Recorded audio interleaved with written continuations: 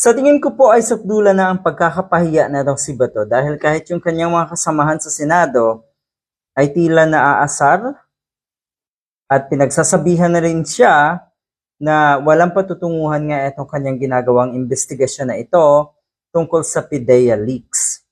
At ngayon nga po, itong issue na ito na merong bagong pahayag, may video na ipinalabas naman sa programa ni Maharlika. Yan.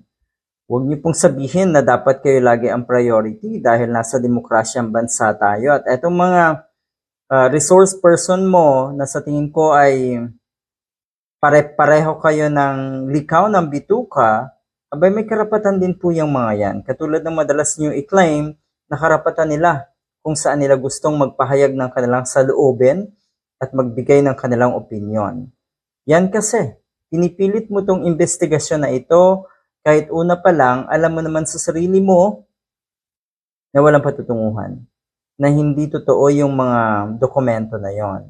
Yun kasi po ang marami actually ang nakakapansin na ito ay kilos ng isang bato na desperado.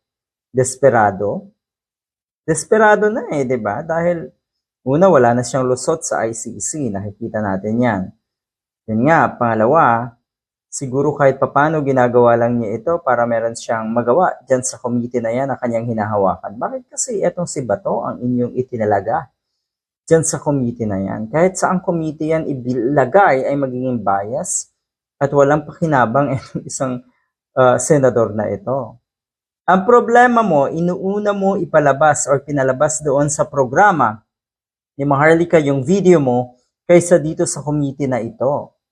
Sabi nga ng ilang senador, itigil na daw. Dahil kahit sinong mabanggit na pangalan dyan sa investigasyon na yan, yun pong pangalan na yun ay magiging susunod na resource person, iimbitahin na naman hanggang sa humaba ng humaba itong investigasyon na alam nating lahat na walang patutunguhan. Yan.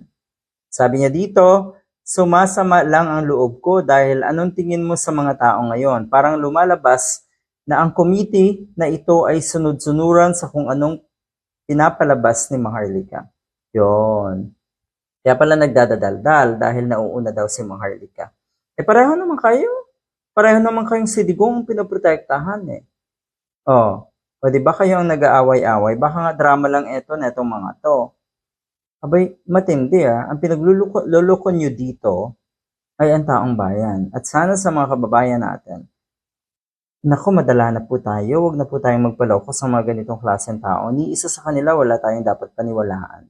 Gumagawa lang ng kwento itong mga to sa tingin ko. Gumagawa ng drama. Gumagawa ng ingay. Diba? Sabi ni Bato, ano daw? Sabi niya, yung committee daw niya na yon ay sunod-sunuran. Hindi po. Huwag mong gamitin yung committee na yan na ikaw lang ang namumuno.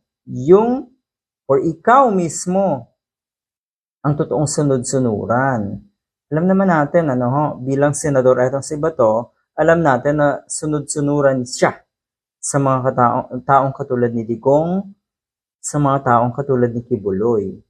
Huwag niyo pong gamitin yung committee nyo na yan sa Senado dahil yan po'y ipinahiram lang sa inyo, kayo lang ang namumuno. At kung merong problema dyan sa committee na yan, yun po ay yung namumuno. At kayo yun. Kayo ang totoong sunod-sunuran. Talagang masaklap to. Talagang masakit ito para kay Bato de la Rosa. Kaya ganyan siya ngayon at nagngangal-ngal.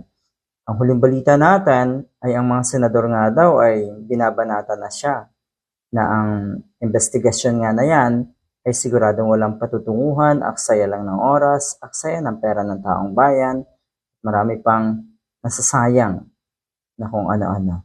Good luck!